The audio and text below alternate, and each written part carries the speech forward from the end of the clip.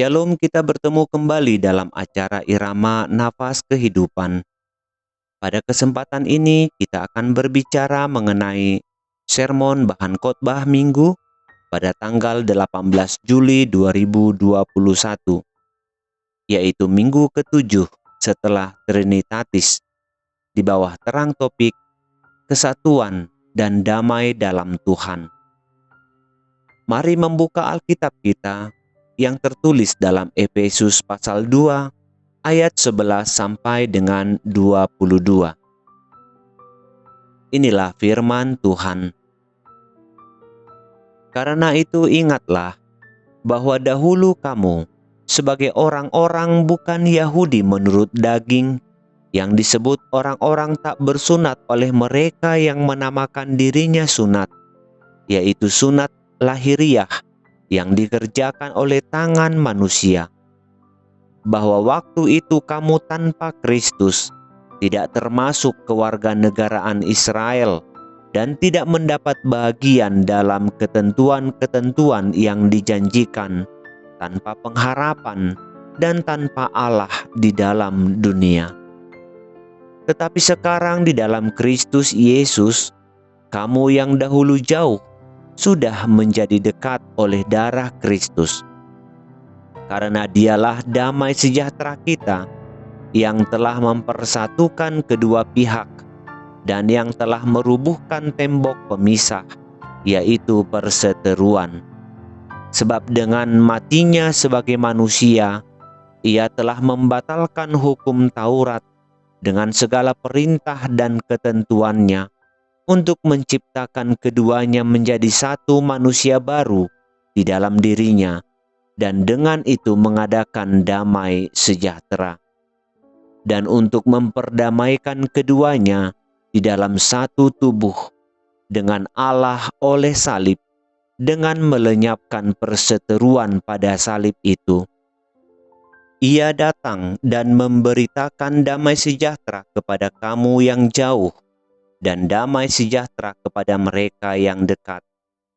Karena oleh Dia kita kedua pihak dalam satu roh beroleh jalan masuk kepada Bapa.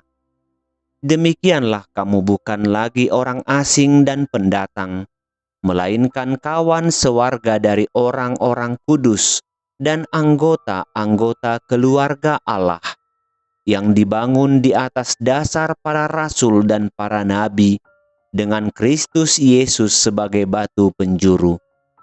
Di dalam Dia tumbuh seluruh bangunan, rapih tersusun, menjadi bait Allah yang kudus di dalam Tuhan. Di dalam Dia kamu juga turut dibangunkan menjadi tempat kediaman Allah di dalam Roh. Demikian firman Tuhan. Siapakah yang tidak mau hidup dalam kedamaian? Semua manusia, terlepas dia percaya kepada Kristus atau tidak, tetapi kedamaian adalah salah satu tujuan dari kehidupan. Namun setiap orang pasti mendefinisikan kedamaian dengan berbeda-beda. Perbedaannya tergantung kepada pemahaman masing-masing. Ada yang menggambarkan kedamaian sebagai suasana hening atau tidak ribut. Namun ada juga yang menggambarkan dengan berkumpul dan tertawa terbahak-bahak, artinya penuh dengan sukacita. Ada yang menggambarkan kedamaian itu tanpa permusuhan, namun ada juga yang menggambarkan sebagai kekompakan dan keseragaman. Ada yang mengatakan kedamaian itu ketika apa yang diinginkan dituruti orang. Ada yang turut kepada seseorang tanpa ada perlawanan sedikit pun.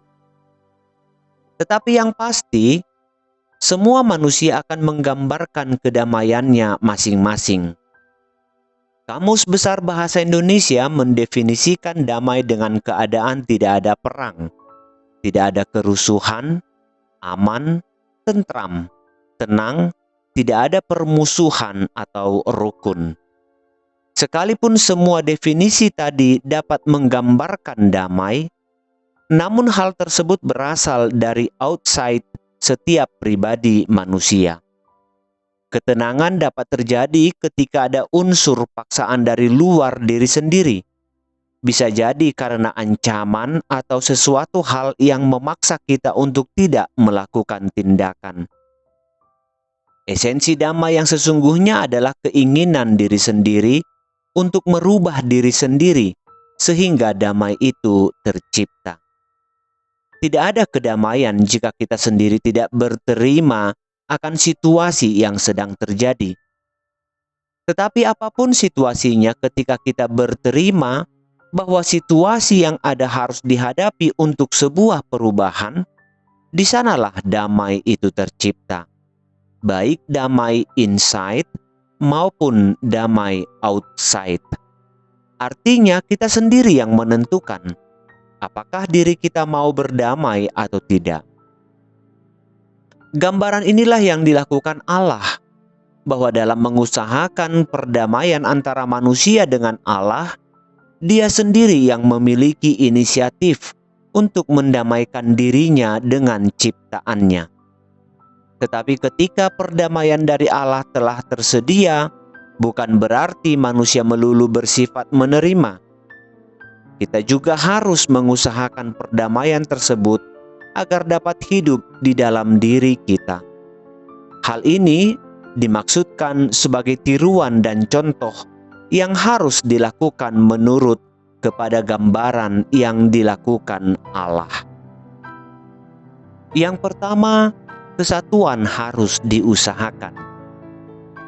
Pernahkah kita menganalisa ketika beberapa orang bergabung dalam sebuah kelompok, nampaknya begitu indah dan begitu baik. Semua nampak senang dan penuh dengan sukacita. Terkadang kita berpikir, kalau bisa begitulah kehidupan. Kompak, tidak ada pertentangan, dan semua nampak happy.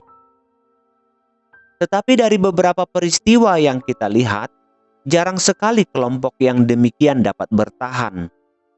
Ada saja suatu peristiwa yang membuat mereka menjadi berselisih dan pada akhirnya menjadi bubar.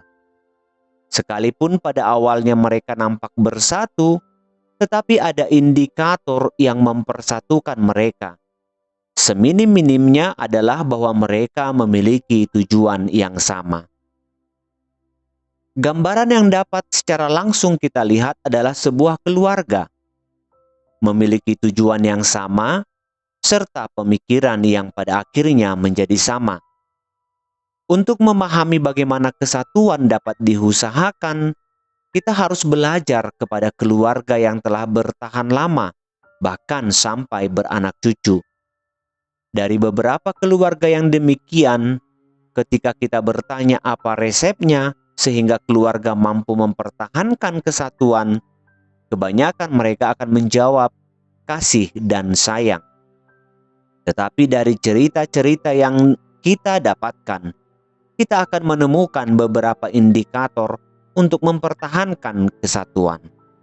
Yang pertama yaitu satu tujuan. Menarik jika hal ini menjadi satu alasan. Ketika semua berbeda pendapat mengenai tujuan, maka semua harus kembali pada tujuan utama, yaitu mempertahankan kesatuan. Dan semua anggota keluarga harus berpikir ke sana. Satu tujuan hanya dapat diusahakan ketika setiap keluarga menjalankan hal yang kedua, yaitu berkorban. Pengorbanan adalah suatu bentuk manifestasi dari kasih. Mengapa kasih disetarakan dengan berkorban? Mungkin lebih jelas jika kita jelaskan dengan sebuah cerita. Ketika seorang anak meminta sesuatu kepada seseorang sampai menangis, dan pada saat itu kita ada di sana, mungkin kita akan mengatakan kepada seseorang tersebut untuk memberikan apa yang diminta anak tadi dengan perkataan, "Kasihlah," artinya berikanlah. Dengan demikian kita mengetahui bahwa ketika kita mengasihi seseorang, maka kita memberikan sesuatu kepadanya. Ini adalah gambaran dari sebuah pengorbanan. Namun apapun katanya, kesatuan tidak akan bertahan ketika kita diperhadapkan dengan beragam sifat manusia, apalagi yang sangat menjengkelkan, maka setiap anggota harus memiliki sifat yang ketiga, yaitu sayang. Dengan sifat ini, kita akan memaklumi semua sifat yang berbeda-beda. Jika ada orang yang menggambarkan kasih sayang orang tua kepada anaknya dengan berkata, jika anaknya ada 4, maka orang tua harus memiliki 8 hati. Ini adalah gambaran dari sayang yang dimaksud. Jika kita memiliki meja yang sudah rusak, namun kita tidak mau membuangnya, lalu kita berkata, sayang. Inilah sifat sayang itu.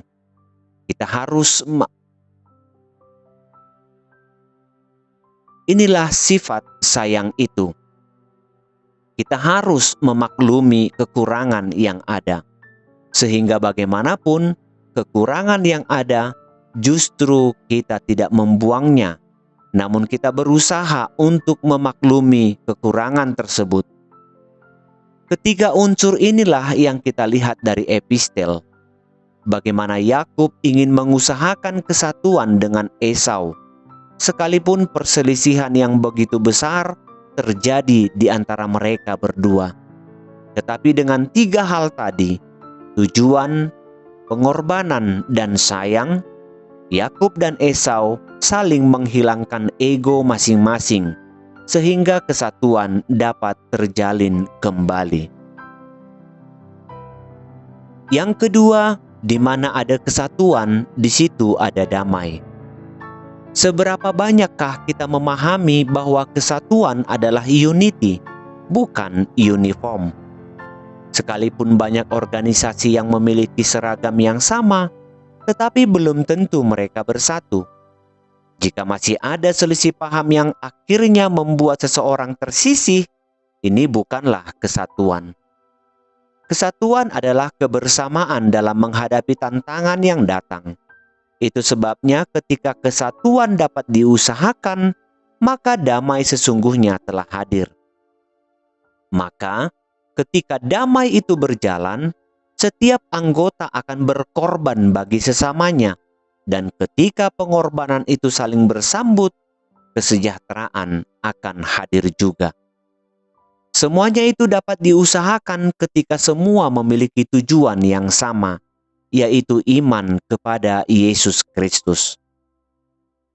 Apa persoalan yang hadir di dalam hukum Taurat Tuhan?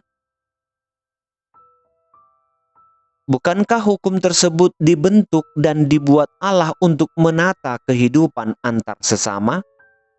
Benar. Tetapi yang sering terjadi adalah justru manusia menjadi hakim bagi sesamanya ketika menjalankan hukum Tuhan. Maka hakim-hakim tersebut yang lahir dari keegoisan seseorang akan menghukum sesamanya. Hukum inilah yang telah digenapi oleh Yesus Kristus di dalam salib. Maka dengan demikian hukum Taurat telah dibatalkan melalui kematiannya. Ketika Allah telah memperdamaikan dirinya kepada manusia, maka tugas manusia yang sesungguhnya adalah memperdamaikan dirinya sendiri dengan sesamanya.